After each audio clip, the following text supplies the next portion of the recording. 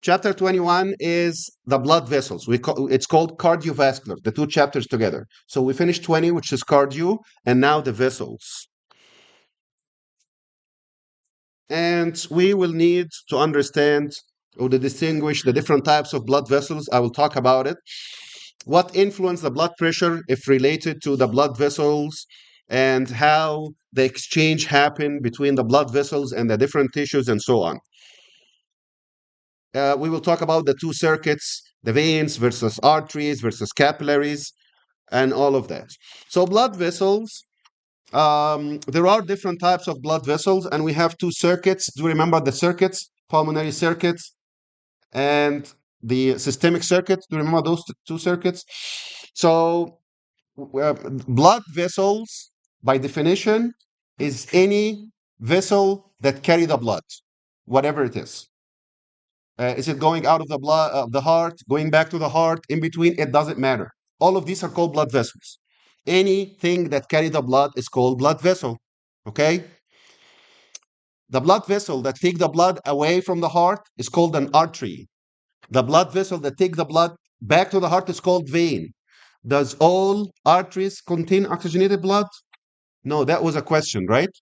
And I mentioned it several times. When you hear which word, you say it's the opposite. Pulmonary, right? That was a question. All arteries are oxygenated? Of course not. How about the pulmonary, right? So this is not the definition. The definition is direction of the blood flow. Out from the heart, away from the heart, or back to the heart. Away from the heart, that's it, irrespective. It is artery. Back to the heart, that's vein. And each one of those goes like a tree. We know the tree starts with a trunk and then big branches, smaller branches until you get to the smallest branches, the very tiny ones, right? Here it's the same thing.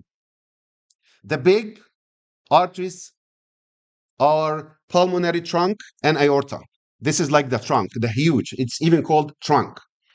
So pulmonary trunk and aorta, this is the largest blood vessels attached to the heart. From there, from the aorta and from the pulmonary trunk, you will have arteries. The arteries will branch into smaller arteries. Smaller arteries are called arterioles. When you put IOL at the end of any word, it means tiny. So artery, arteriole, vein, venule. Okay? If you put canalicule or canaliculus, do you remember this for the eye? Canal, canaliculus, it's the same thing. If you put ecule or eculus, it means tiny. So arteriole means the tiny artery. The last one, the final branches, the smallest of all, this is called capillaries. And the capillaries are one cell thick, just one cell. You know, the any tissue in our body are multiple cells, right?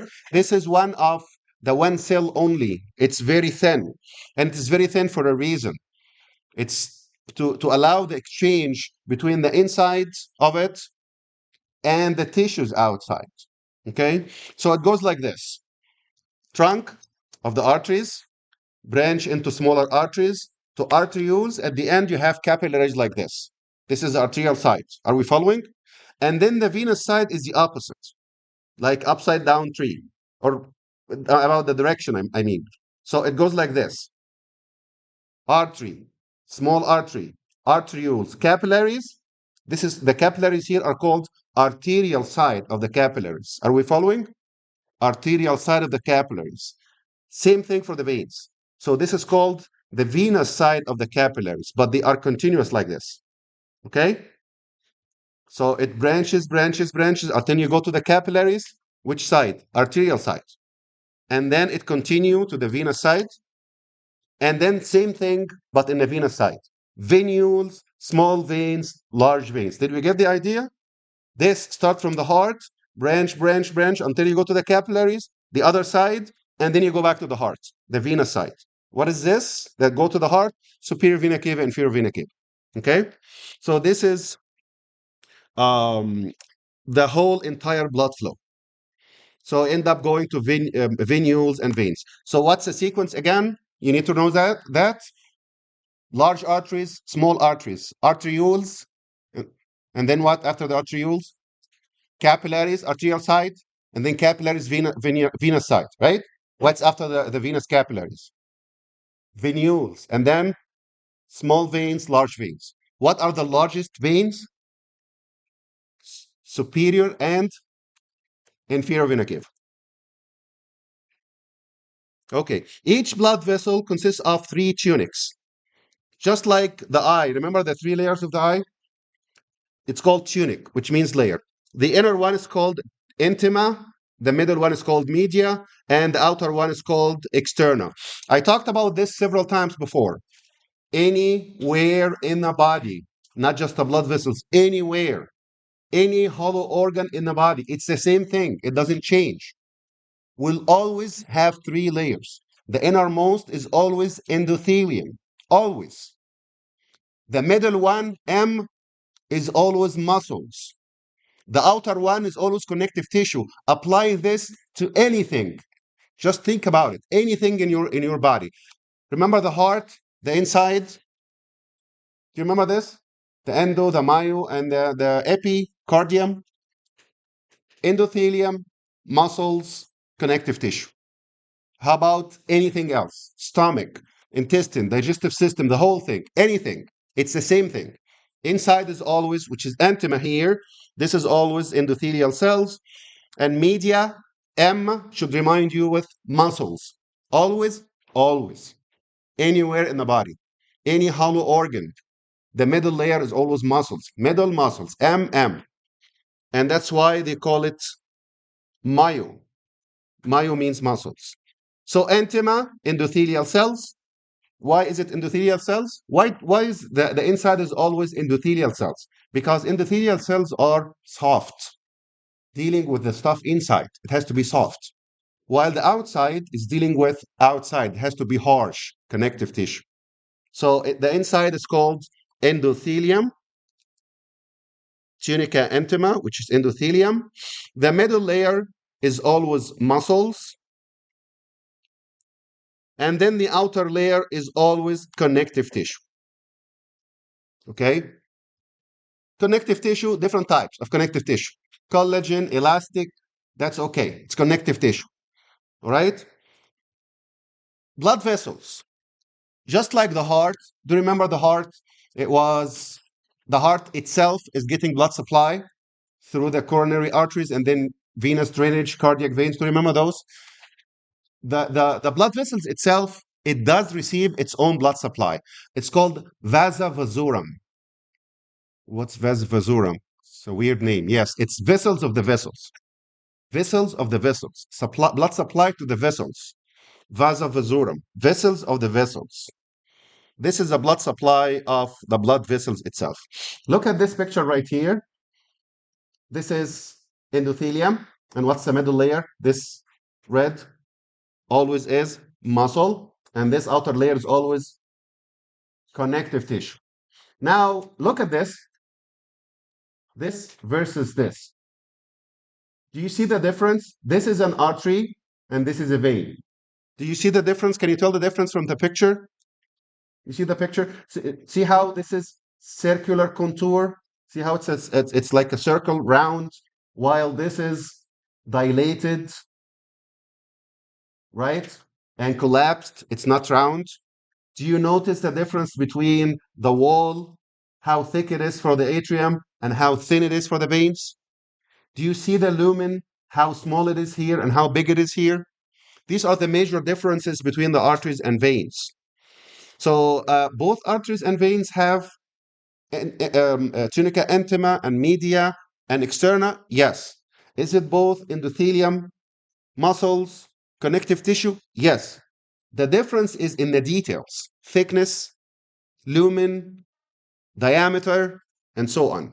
These are the differences, or main differences, let me say. So here it is. This is more flat. This is more round. Lumen of the arteries is smaller than the veins. The wall of the arteries is thicker than the veins.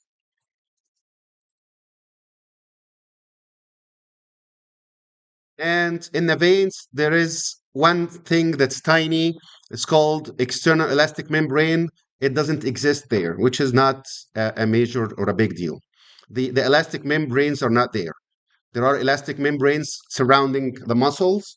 They do not exist in the veins, internal and external. So you do need to know the differences. This is usually a question, the difference between those arteries and veins. And I told you part of it. The other thing is veins have valves. Arteries do not have valves. Veins, valves. Arteries do not need valves. Why?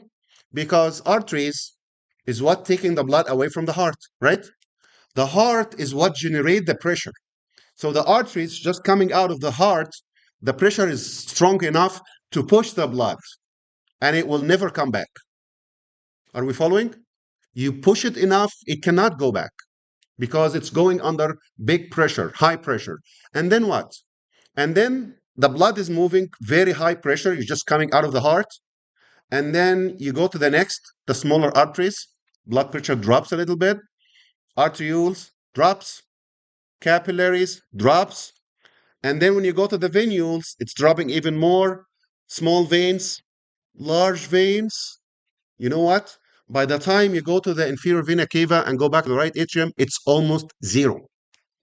Almost zero. Because it's the pressure that's coming from the heart that will push all of this through this whole circle. Like this. If you get one of these toys, a car, and you push it, okay, you push it the strongest, doesn't it go like fast fast fast and then slow down slow down slow down slow down and then it's going to stop ultimately, right? Because the power was highest when you push it in the beginning, right? And as you move, it's the power goes down less less less less. Isn't it ultimately it's going to stop zero? It's going to stop, right? Okay, this is exactly what it is. So the highest is in the left ventricle and the aorta, and then the more you move away, drops. So if it's, let's say it's 100, and then you go to the aorta, it's 90, and then 80, 70, 60, 50, 40. You're going at the capillaries now, maybe 20 or 30. Venules, 15, 20, and then veins, 10. By the time you go to the inferior vena cava, close to zero. It's barely go there. So what's the point I'm trying to make here? The point is, in the beginning, the blood is moving easily because the power is pushing it and the pressure is high at this point. But by the time it moves, it go to the veins, especially the veins of the lower limb. The veins of the lower limb need what's the vein? Isn't it returning the blood to the heart? If it's in your lower limb, isn't it going up to the heart? Right? If you're going up to the heart, the pressure is already low, plus um, gravity. You're going against gravity, right? Isn't it hard? So how to deal with this? Now you need valves in the veins. So the blood moves up barely, right? The pressure is very low. Blood moves up and you don't want it to go down again. So valve, you go up and the valve will stop you. You don't go back. Push up toward the heart, another valve. You don't go back. You don't go back. You don't go back. So these valves will allow the blood to move against gravity with that lower or low pressure moving up toward the heart and doesn't come back. Okay. What if these valves are bad? This actually happened, and you might have seen it before, especially in ladies. Did you see like people having in the calf specifically like blue veins that's extending and tortuous kind of? Did you see that before? The varicose veins. If you ever saw this before, it's because of the valves are being weak. So what? So the blood is moving up and then it goes back and extend the veins. This is the varicose veins. That's why the veins need to have valves. You always have valves. If something happened to the valves, varicose veins. Okay. In pregnancy, it happened for another reason, and it's something temporary. Not because you see it, it will stay there. Okay, varicose veins can just go away after delivery because during pregnancy the baby is pushing on the inferior vena cava. So the blood is trying to go, it's not the valves. The blood is trying to go against gravity. The pressure is low and that's not enough. The baby also is pushing on the inferior vena cava. So that will make more stasis of the blood. Okay? So this is one of the important things that we need to know, that veins have valves. V goes with the V. And since you have muscles, which layer is that contain muscles? The metal, right? Or tunica media, the metal layer, right? Since you have muscles, you can contract and relax, right? You have muscles. If you contract, we call it vasoconstriction. When you relax, it's called vasodilation. Okay? Do we contract or relax? It depends on the situation. If you wanted to send more blood to an organ, dilate.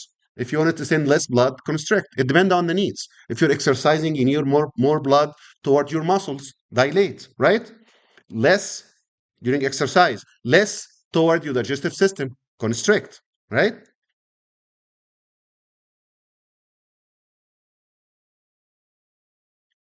And what's the effect of that on the pressure? This is an important point to understand. Remember the cardiac output? When the cardiac output increase, what happened to the pressure? Increase. How about this? Does that affect as well? Yes. Remember when I told you there is an afterload? Like when the blood is leaving the heart, in front of it is not empty. There is blood there already, right? It goes continuously, so it doesn't stop. There is blood in front of it.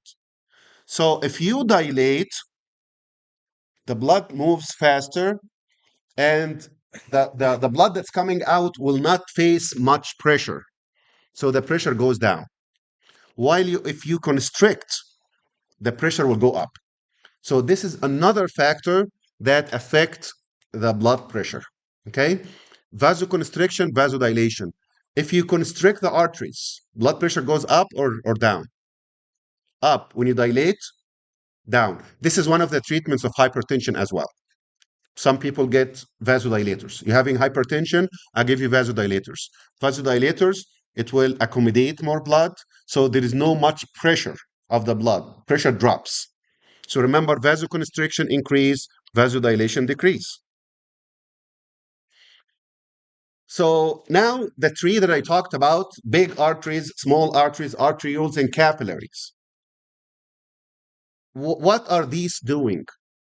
The first, all of them actually, except the capillaries, anything before the capillaries, it's just called conduction vessels. It doesn't do anything but take the blood from the heart until it go to the capillaries. Does anything happen in that pathway? No, you don't do anything. It's just the conductive part.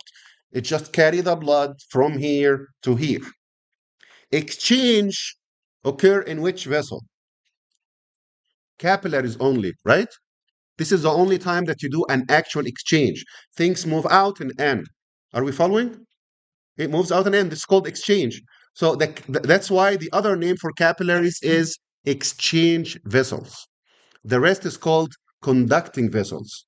Okay? And these vessels, as you move, it's not the same. If you look at trunk, it doesn't look exactly like the branches, and it doesn't look exactly like the tiny green branches at the end, isn't it? It looks different. It's different consistency, right? The last ones are always green and flexible, and you can bend it. The one before that, it's stronger, right? Same thing here. The first ones are called elastic arteries, and these are the big arteries. Okay, the large arteries are called elastic arteries. You have another name, just like anterior interventricular, called LAD. Here is the same thing. I told you from day one, anything that has two names, you will be asked about it. You have to know it. The very large arteries are called elastic arteries. This is the other name for it. Why did you call it elastic arteries? Because it contains elastic fibers to accommodate. You know what's elastic? Elasticity. So it accommodates the blood. If it is hard, not elastic, how can the blood go to it? Right? You can put air in a balloon because it's elastic, right? But you cannot put much air like in a plastic tube. It does not dilate. It does not distend. Make sense? So that's why it's elastic. Elastic. The first ones are elastic because it accommodates the blood with high pressure coming out of the heart. These are the large vessels, and this is the other name for it, elastic arteries, and the other name is conducting arteries. Both elastic and the next is also conducting. Are we following? What's conducting? Anything that's not capillaries. So does that apply to the big arteries and the small arteries, right? And the arterioles? Yes, all of these are conducting. So this goes without saying. Is that clear? Everything that's not capillaries is conducting. Capillaries are exchange. Clear? So now we have this name for three. Elastic, which is a large, of course, it is already conducting. The next are called muscular arteries, which is like the mid-sized arteries. Why did you call it muscular arteries? And the other name is distribution arteries. Are these related? Yes. Why did you call it this name? Because since these are the ones that have a lot of muscles, so this is the one that dilate, so more blood is distributed to this area, or constrict, less blood go to this area. That's why we call it distribution arteries. Did you get the idea? If I have two arteries like this, let's say this is going to the muscles and this is going to the digestive system. So this is distribution, isn't it? I can dilate this one and constrict this one. More blood go to the muscles, less to the digestive system. And I can do the opposite. Dilate here, constrict here. This is a distribution, right? That's why we call it muscular arteries. The mid-sized, it's called muscular and distribution. Arterioles are called resistant vessels, because they just resist. They give you the resistance that you need. It's not elastic and it's not muscular. It's not elastic or muscular. So we call it resistance vessel. It's just there for resistance. This is what slow down the blood because of the resistance that happen here. Aneurysm is simply a condition that's make bulging of the wall. Did you hear about it before? Like if the wall looks cylindrical like this, if this area is weak, the blood pressure is pushing, so it end up dilating. And it can actually rupture. This is called aneurysm. So it will look like this. Aneurysm. Here are the arteries again. Elastic arteries or large arteries, also called, what's the other name? Large, elastic. What's the last one? Conducting. Medium, muscular, conducting. Arteriolar, distribution, conducting. Capillaries, not conducting.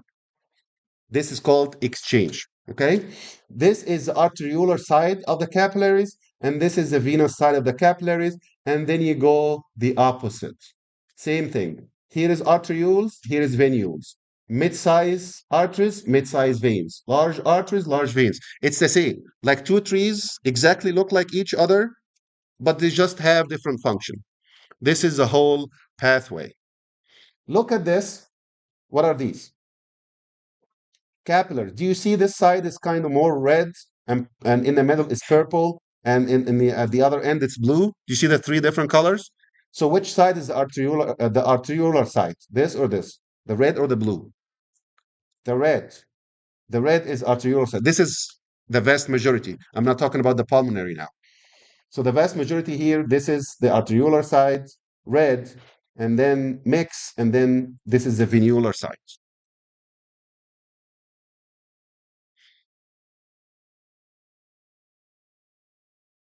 Now look at this. These are the capillaries, right? Notice this. Do you see this one cell layer? There's just one cell, right? Do you see multiple cells? It's one flat cell. Do you remember the flat epithelial cell, squamous? It's one cell layer only. Why is it one cell layer? Why not two, three, four, five? Why? Because if this is one cell, not multiple, if it's one cell only and one cell only, so you can't squeeze out in between those two. If it is multiple, it's hard to squeeze through, right? Did we get it? It's very thin, one cell layer to allow the exchange. It has to be one cell layer only. And there are two types. This type is called continuous capillaries. It can allow a little bit of exchange since it's capillaries anyway, but it's very tiny bit in between the cells.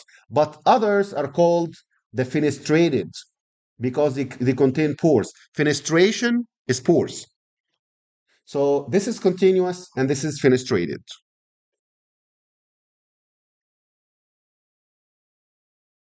How many layers the capillaries contain? One cell layer to allow exchange. So it's basically endothelial tube that contain the endothelium and basement membrane, just one cell layer. The diameter is kind of the same as the red blood cells. Do you remember the diameter of red blood cells? Like 7 micro, right? Remember when we talked about red blood cells, I told you it's elastic because the capillaries are the same diameter, sometimes even smaller. So you have to be elastic to go through it. It's about the same diameter as red blood cells. So we have continuous capillaries, simply no pores. That's it. Does not contain pores. And the other one are called fenestrated. The one that's continuous, they do not allow plasma proteins to go through. They don't have pores. So what's the only way to go out and in? It's just in between the cells, right? Here is one cell. Here is one cell. You can squeeze yourself barely in between those two. Okay? And this is very tiny spot to go through. But if you have pores, you can allow bigger things to go through. What's bigger than the plasma? It's the plasma proteins. Do you remember plasma proteins? Did we talk about this before? Fibrinogen and albumin. Plasma proteins. Plasma proteins is bigger. So plasma proteins cannot leave through the continuous capillaries because they don't have pores. The pores are big enough to allow plasma proteins to go through it. So here, this one is continuous, and we do need that because you wanted to control exactly what can leave and what can come back. Okay, it's not everything goes like out and in, which is the case in other parts, and that's why blood-brain barrier consists of this because it's the brain. This is the most important organ of the body, right? So if it is if there is porous, fenestrated, a lot of things can go in and out, and it can harm the brain. No, we have a barrier, and this blood-brain barrier is continuous capillaries. On the other side, fenestrated capillaries, they do have pores, and this will make it easy for exchange, like in choroid plexus, endocrine, kidney, in all the spots that you need things to move in and out easily. Some of these capillaries, did you see the capillaries looks like this, and it's one cell layer, right? It just looks like a tube like this. Some of these capillaries dilated, very dilated. It's very uh, large, and we call that sinusoids. What's a sinusoid? Do you remember OID? What's OID? It's a suffix that means oid. Oid. What does it mean? It's Greek for what? Oid. Similar to. Similar to. So sinusoid is sinusoid, similar to sinus. Sinus is like this. This is your sinus, a dilated segment. This is a sinus. It looks like a sinus. Sinusoid. And these are larger, wider capillaries in certain spots to allow plasma proteins to go through. And we need that to happen in the liver, spleen, bone marrow, and endocrine organs, because in all those four, you do need plasma proteins to exchange. Does a plasma protein normally exchange everywhere else? No, no. You have to have pores, and for the big ones, you have to have these dilated ones. So you do need it to be in the liver, spleen, bone marrow, and endocrine because you need the plasma protein for different things. Where do you make the plasma proteins? Does anybody remember? In the liver. So if you make it in the liver, you have to have sinusoids to allow it to leave the liver and go to the blood, right? And this is the same for the spleen and bone marrow.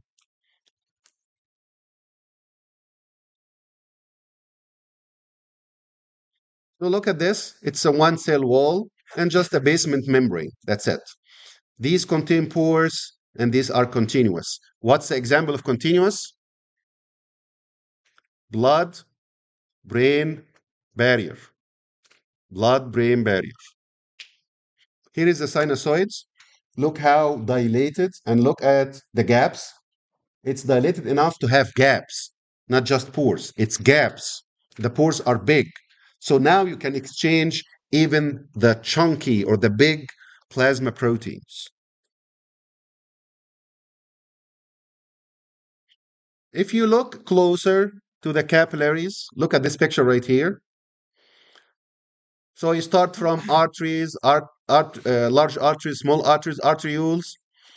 Here is arterioles. And after the arterioles, here are the capillaries. You see this in between? This side is arteriole.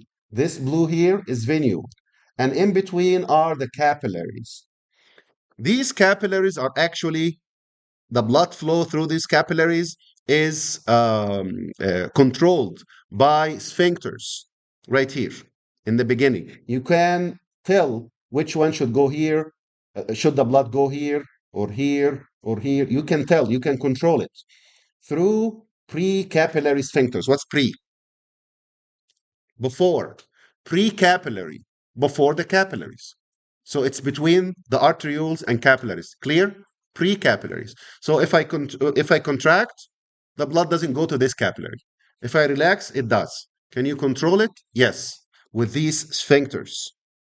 Okay, so it can go through. However, there are some of these are called the thoroughfare channels, which goes directly, and there is arteriovenous anastomosis, which there is nothing in between. Remember anastomosis of the heart? I told you about anastomosis. Like the artery goes all the way, and the veins is coming back, and there is a connection between those two. I told you in the lab. Remember, like anterior interventricular. At the end, it doesn't stop. It continue with the with the posterior interventricular. This is called anastomosis. So there is anastomosis, and you should understand what's anastomosis. It's a continuation. It's a continuous connection between the end of one and the beginning of one. Sometimes there is something called collaterals, and collaterals is this is arteriole going to this capillary, another arteriole going to the same capillary. This is called collateral. If this capillary is too important, you are not going to allow one arteriole to go to it. You can allow more than one. We call that collaterals. More than one artery and arteriole going to the same capillary bed. Angiogenesis. What's angio? Does anybody know what's angio? Prefix, medical terminology. What's angio? Angio. Angio means blood vessel. It's Greek for blood vessel. And genesis. What's genesis? Generate. Genesis generate. So what's angiogenesis? Generating the blood vessels. Can we generate blood vessels? It's usually there. Yes, but you can replace it. You can regenerate it. You can generate. There is a growth factor that they can give to anybody that will allow the vessels to regenerate. You can generate the vessels, angiogenesis. And just for your information, if you're curious to know, like when the tumors, the cancer is overgrowing of the cells, right? These are cells, even though it's cancer. Yes, but cells. Do they need blood supply? Yes, they need blood supply. Otherwise, they will die, which is actually good. But this is not the case. Why? Because the cancer, unfortunately, they have this growth factor that makes blood vessels inside the cancer. Okay, it generates blood supply. Otherwise, how a small lump of cells like this grow, and become like this? Where are you getting all this nutrition from? Blood supply. Like there is small arteriole going to you. How can you be that big with that small arteriole? No, it's not. You make more blood vessels, angiogenesis. And this is one of the treatments of cancer, for your information. They stop the angiogenesis. So, depriving the cancer from blood supply, the cancer dies. Okay? Of course, I'm simplifying, but that's good enough. For the veins, we talked about the veins already. Larger diameter, it's more flat, it's not rounded, the wall is thinner, blood pressure is less. And where is the lowest blood pressure in your body?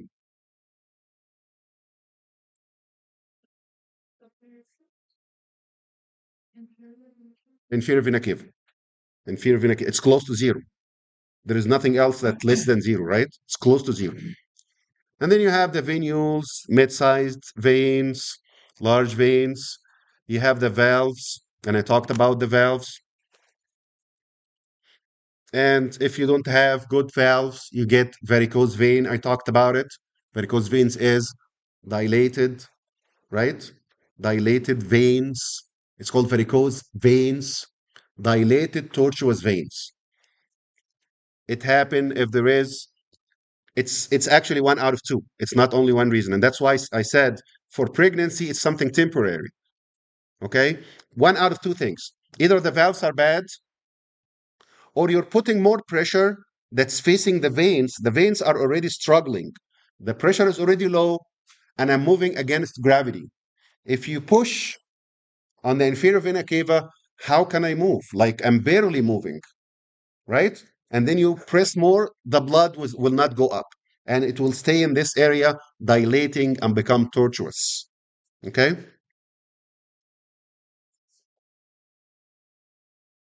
It's either valves, the valves are bad, or generally speaking, pressure on the inferior vena cava, or pressure, you're compressing the veins.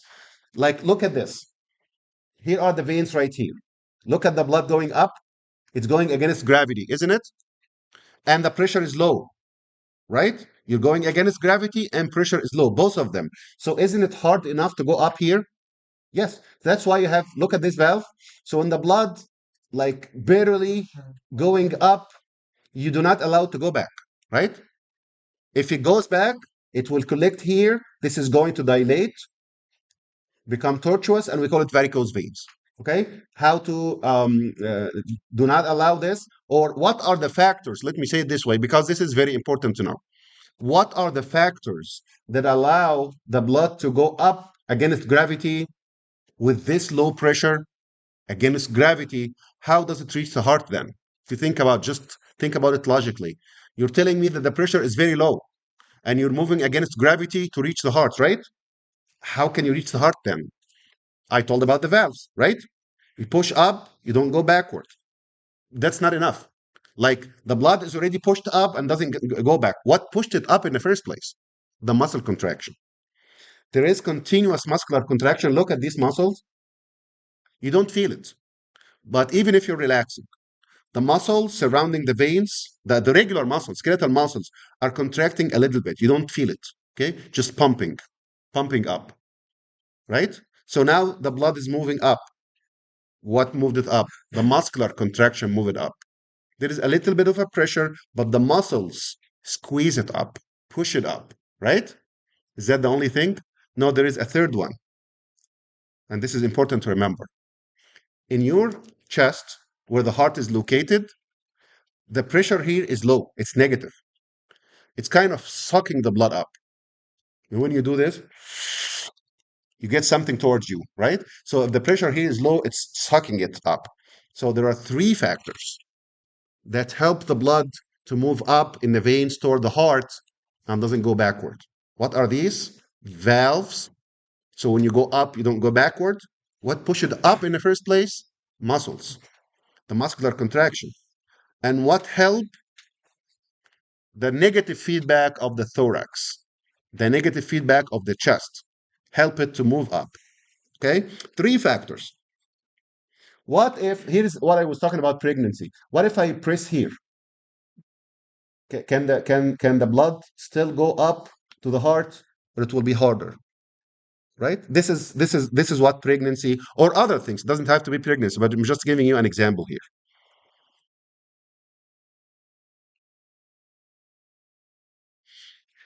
Which side contain more blood? The arterial system, which is large arteries, mid-sized arteries, arterioles, capillaries, or the venous side, capillaries, venules, and so on. Which one you think will accommodate more blood? Which one is wider and bigger lumen? Veins. So obviously the veins usually contain about two-thirds of the blood and only third in the arteries. Why? Because this is the artery and this is the lumen and this is a vein. Which one can take more blood? This or this, right?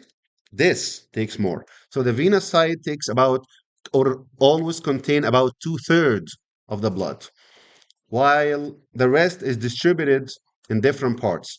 So here is the two-thirds in different veins, and this is in the arteries.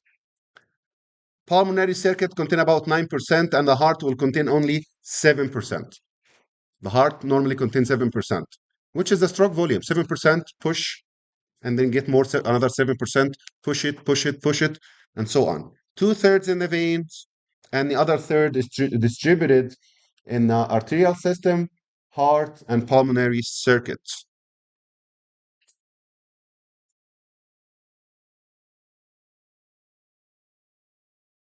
The veins, other name for the veins, you know the other names for the arteries, right? I'll give you different names that you have to remember. The veins are called capacitance vessels. Why? Because of their large capacity to store the blood, because it's wide, thin, so you can have bigger capacity of the blood. And that's why we call it capacitance veins, and it acts as a reservoir. Uh, what do you mean by reservoir? I mean, it is dilated, it's wide, there is a lot of blood in there. So, what if I need more blood? Can I take from these veins? Yes, they can constrict and give you more blood to use. And then when you're done, it dilate again and reserve again.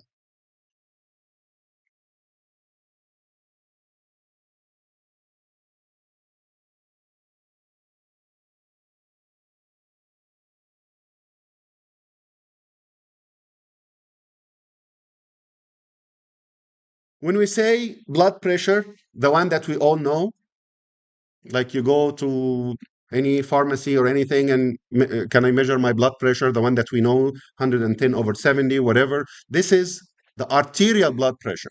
Where do we measure it? Here, right? And what's the artery here? Does anybody remember? Brachial. Brachial. So it's the pressure in the brachial. Generally speaking, when we say blood pressure, and that's it, we mean in the arteries. Okay?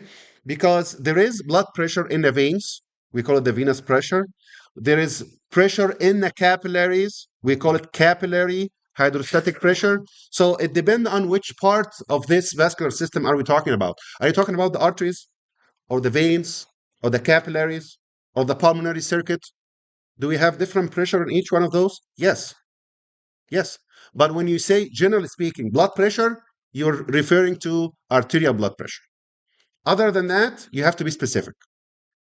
Capillary pressure, venous pressure, pulmonary pressure. You have to be specific. If you're not talking about the one that we always use, which is the arterial blood pressure. So there is a hydrostatic pressure, which is the blood pressure inside the capillaries. We call it hydrostatic pressure specifically. You don't call it capillary pressure. You have to say capillary hydrostatic pressure. Hydrostatic means hydro means water, and the blood is mainly water, right? So it's the pressure on the watery blood.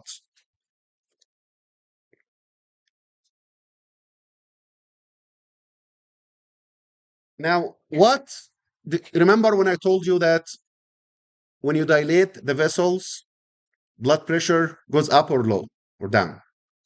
When you dilate, down, and when you constrict, goes up. And I already talked about the cardiac output. All these factors, if you put it together, that will give you the blood pressure. Are we following so far? Cardiac output and then the diameter. Is that it? No. There is another thing that's called the blood viscosity.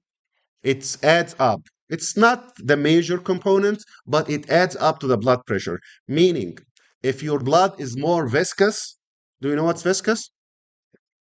thicker, yes, the blood pressure goes up more. This is another factor. If your blood is less viscous, means it is thinner, the blood pressure goes down. Can you remember this? Because it's not only, these are two things in the arteries: constriction versus dilation, and the viscosity of the blood. So what if I'm making too much red blood cells? Do you think my blood pressure goes up or down? It goes up.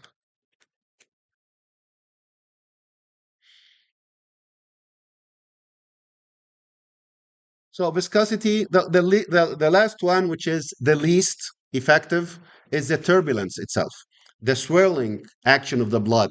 This makes a little bit of resistance. The blood's not flowing like this. It's not straightforward. No, it's swirls as we go. So it add a little bit of a resistance, not as much as the viscosity and the diameter.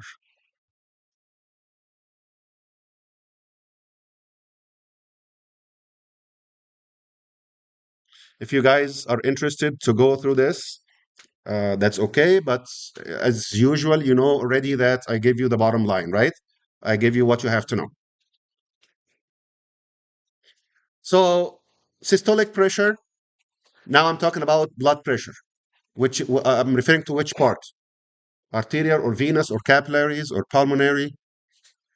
Arterial. When I say blood pressure, arterial blood pressure. Arterial blood pressure is systolic and diastolic. My blood pressure is 100 over 70. What's 100? Systolic. And what's the 70? Diastolic. What's systolic? Is that contraction or relaxation? This is the highest during contraction. The other one is the lowest during relaxation. The difference between those is called pulse pressure. You need to know this. So if I tell you my blood pressure is 110 over 70, tell me the pulse pressure. What's my pulse pressure? Which is 110 over 70. What's my pulse pressure? It's 40. Yes, it's 40. It's a difference. And there is another term that called the main arterial pressure. This is not the same as pulse pressure. Pulse pressure is, they name it from this. If you put your hand like this, and this is where you usually, radial artery, this is where we usually measure the pulse. If you put your this, you feel like the artery is pushing up and down, up and down, right? Because of the difference in pressure between systolic and diastolic. But if you get the diastolic 70 in this case, and third of the pulse pressure, about 13 and 70, that's 38. We call that the main arterial pressure.